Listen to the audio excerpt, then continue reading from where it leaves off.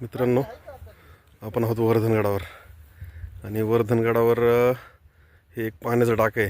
थोडंसं त्याची डागडुजी वगैरे झालेली नाही, गाळ वगैरे थोडासा आणि थोडे जलपर्णी वगैरे आलेले आहेत त्याच्यात. इथे एक आपले स्थानिक आजोबा आहेत, बाबा आहेत, ते बकऱ्या चरायला घेऊन आलेले आहेत. आणि आपण संपूर्ण गडाला वळसा घेऊन घालून आलेलो आहे. वरती एक मंदिर आहे, ते पाहून आलो आहे.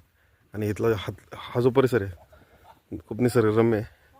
बकऱ्या चरतात तिथं आणि खूप छान वाटतं आहे. ह्या पाण्याची थोडीशी डागडुजी जर झाली तर हे पाणी चांगलं शुद्ध होऊ शकतं. पण आता काय आहे, इथं फारसं लक्ष नाही आहे कोणाचं, त्याच्यामुळे गाळ वगैरे काढलेलं नाही आहे.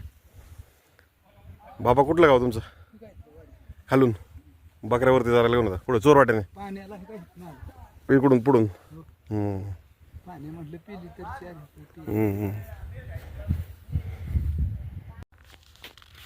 आपण मगाशी तिथं एक टाका पाहिलं होतं पाण्याचं. आता इथं अजून एक टाका आहे आणि तीच परिस्थिती, गाळ वगैरे खूप साचलेला आहे. कडेने थोडीशी तटबंद म्हणजे दगडी बांधकाम दिसतंय, दगडात खोदलेलं आहे, काही ठिकाणी दगडी बांधकाम केलेलं आहे. आणि चारी बाजूंनी वनस्पतींमुळे आता जरा झाकळलं गेलं आहे, गाळ पण खूप आहे. तर अशा पाण्याच्या शेजारी ही एक टाकी आहे, ही एक टाकी आणि याच्या पलीकडून एक टाकी आहे, ती पण आपण पाहणार आहोत. चला मित्रांनो, मगाशी 2 पाण्याच्या टाक्या पाहिल्या आपण, हे पाण्याचं तिसरं टाक आहे.